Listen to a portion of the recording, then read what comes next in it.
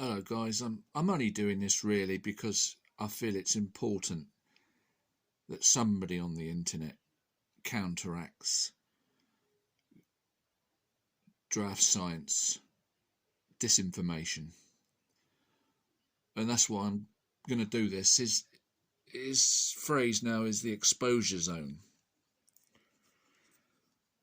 Moving in the gravity, although this is rain, he's using this analogy, which is wrong of course, as the exposure zone.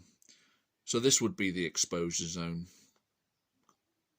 anywhere between the two houses, because gravity is everywhere, isn't it? But the rain is not. The rain is shielded by the house. So this is the exposure zone here.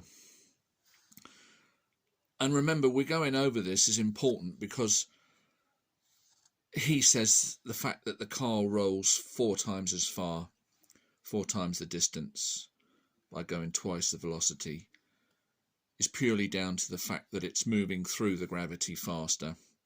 So it's collecting less gravity, collecting less force, enabling it to go that much further. Well, let's examine this exposure zone. This is the paint sprayer, spraying out the aerosol droplets. And this would be the exposure zone. So anything, the object of the paint that you're going to paint, is outside of the exposure zone here. And it would move in the exposure zone, getting painted, and then it would move outside the exposure zone where it's not painted. Of course, this rain analogy, the exposure zone is between the two houses, where you are not getting wet in the house, then you're getting wet in the exposure zone, and then you're dry again.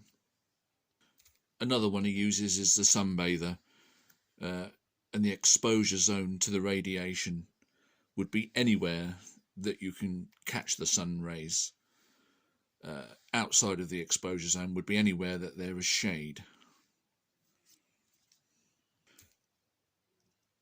Now you may have noticed that as yet there has been no example that fulfills the requirement of gravity on Earth, i.e. the car that moves 4 times the distance at twice velocity rolling down the ramp, because it's always in the exposure zone. There is no exposure zone. There is no getting out of the exposure zone.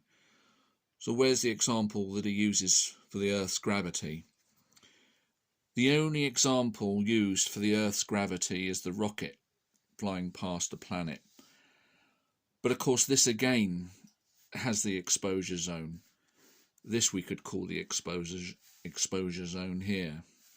Here the rocket ship is pretty much out of the gravity, has no effect. It's only within the gravitational field here in this exposure zone. So this example yet again is not fulfilling the requirement of the car moving 4 times the distance along the surface of the Earth, because it's always in the exposure zone and there is no escaping the exposure zone. Of course, on the surface of the Earth, the car has collected the maximum force it can collect at any instant. It's saturated with the gravity. What it does, how it moves, is not going to affect it. The amount of time that it spends in it is not going to affect it, because it's caught all the gravity it can catch. It's not like the man in the house that's dry and then he moves into the rain getting wet. The car is already wet with gravity. It cannot escape the gravity on the surface of the Earth. So he's contradicting himself here. It's collected its maximum force instantly. It can't lose the force. What it does, how fast it moves, the force it's collected, of course, cannot change. So this is disinformation. He's misleading people with this analogy.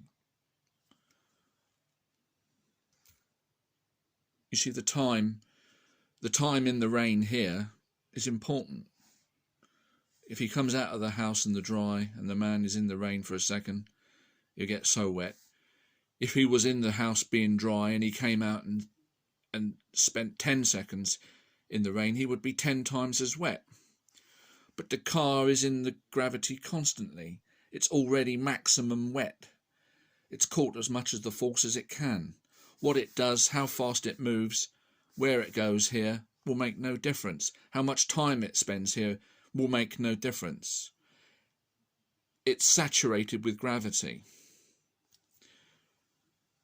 This is why I will keep arguing this point, because it's important that people are not suffering disinformation.